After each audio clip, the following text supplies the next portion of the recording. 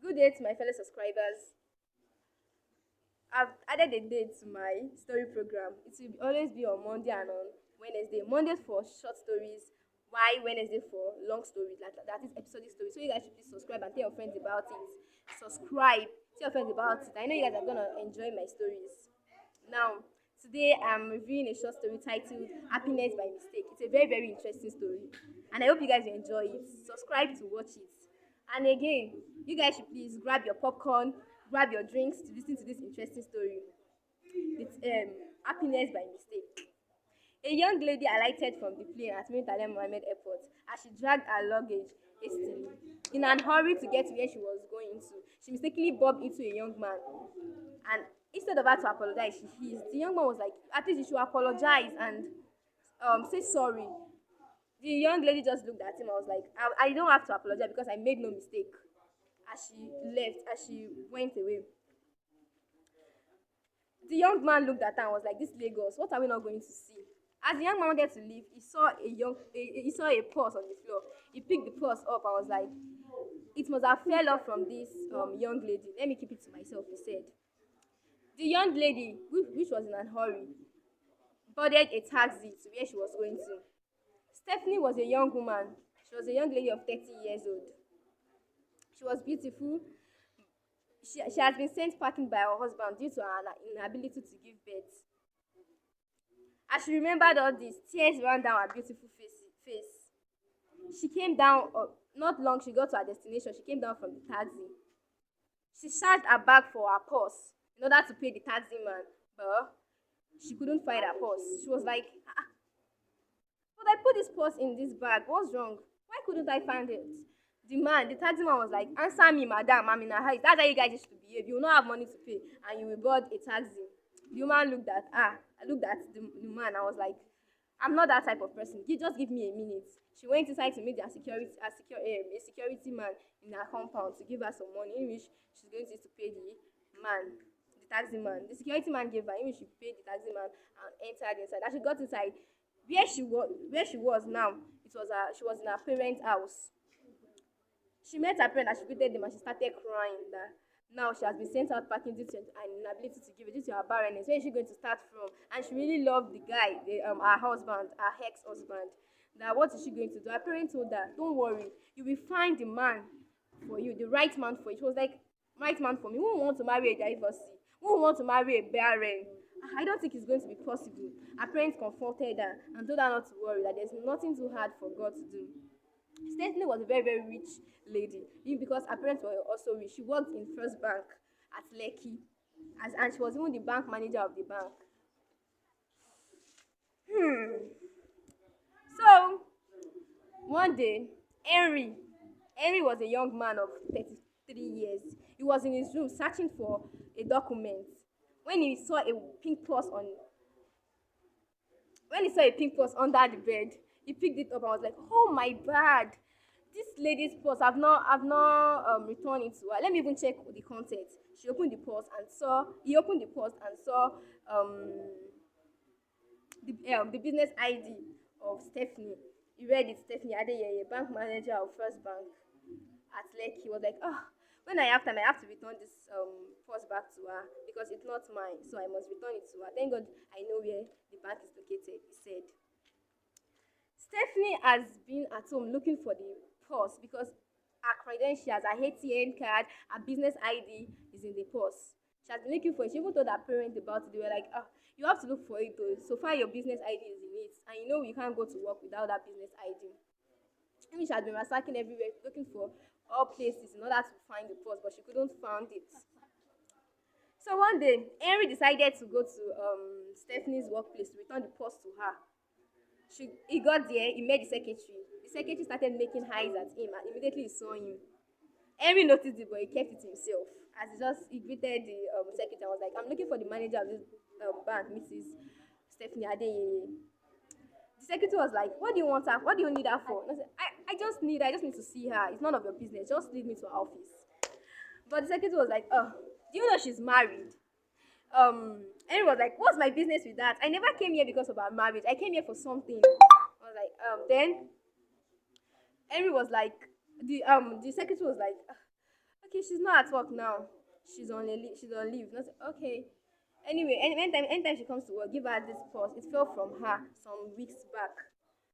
So Flora was the name of the secretary. She was like, "Ah, okay, oh, but sir, can I collect you? Can I get your contact? Can you give me your contact?" The man looked at her and was like, "What do you need my contact for? Nothing, just to be close friends."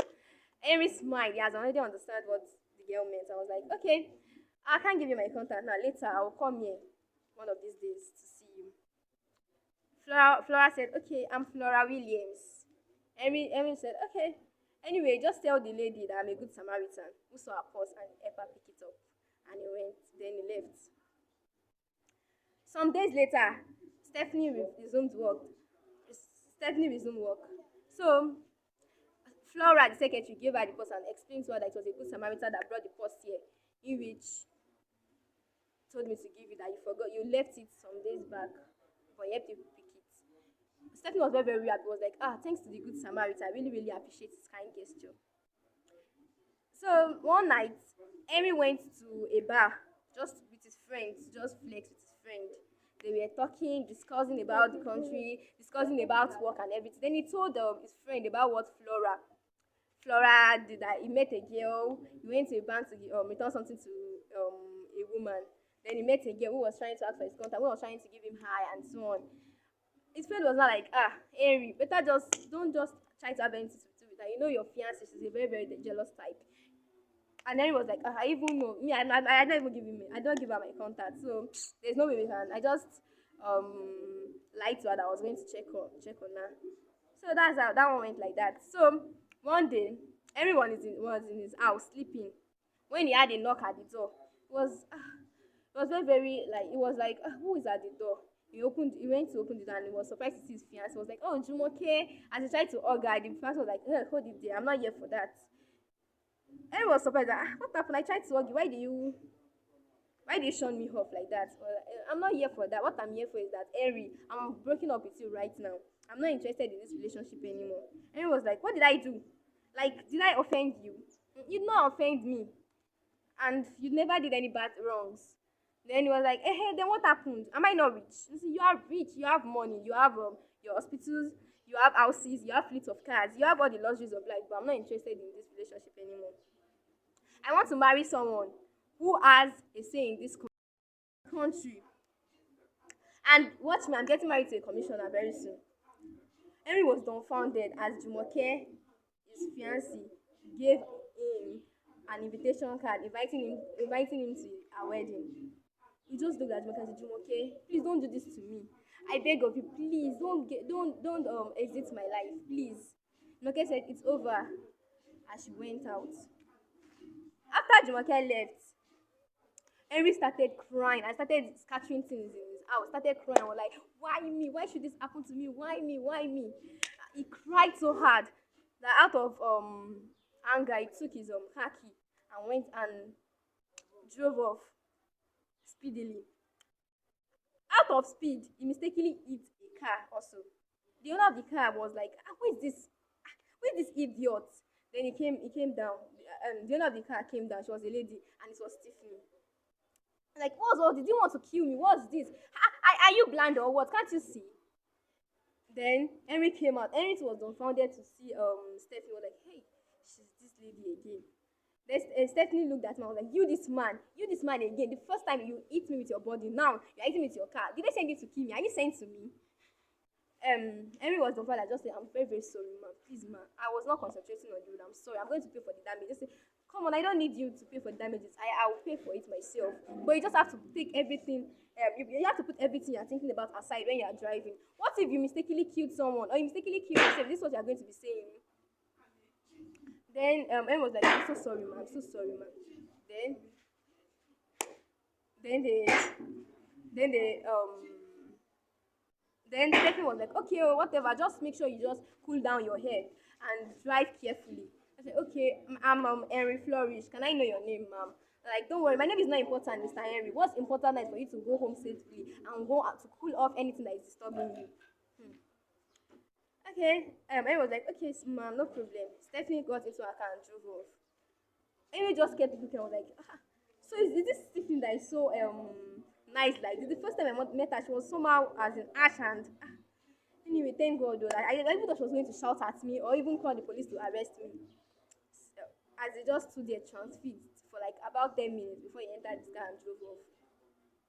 So some weeks later, Stephanie um got a call that her ex-husband's new wife had given birth to a bouncy baby boy.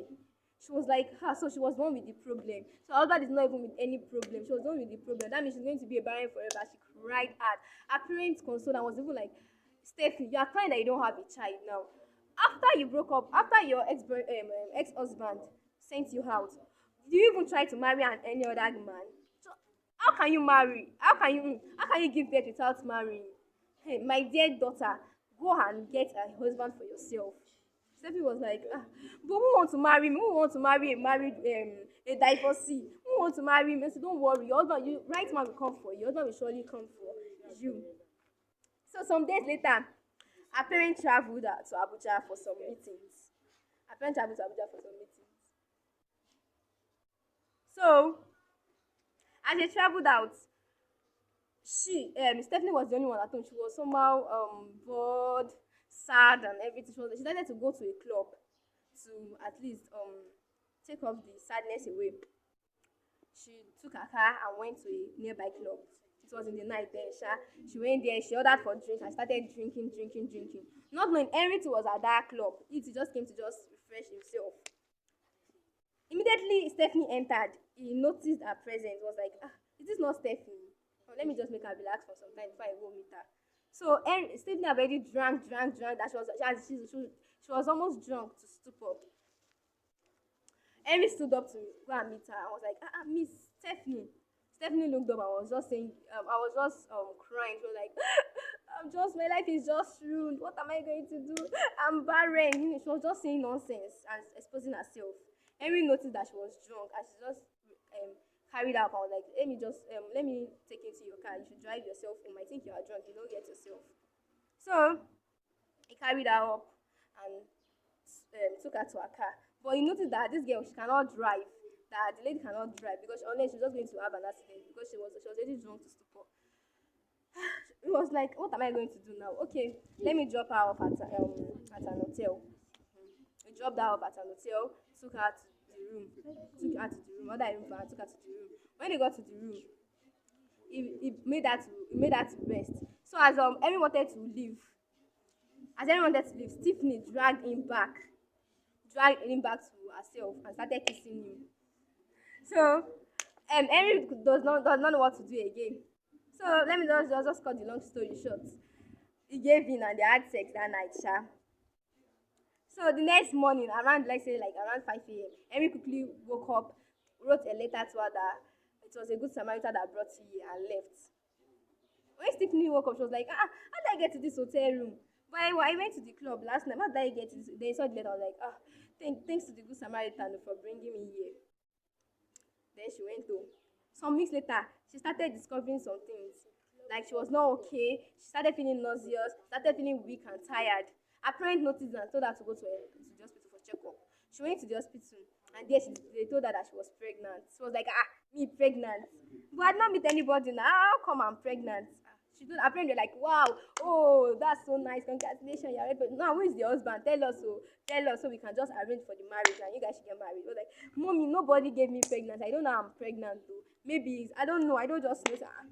This is not the days of Jesus Christ now that you can just get pregnant through this Holy Spirit. There must be someone that give birth. Maybe not to tell us. Just tell us. You are your parents. You can share anything. You say, Mommy, I'm serious. Dad, I'm serious. I don't know. So you want to tell me you don't know the person that gave you birth? Were you raped? I don't even know. I don't even understand.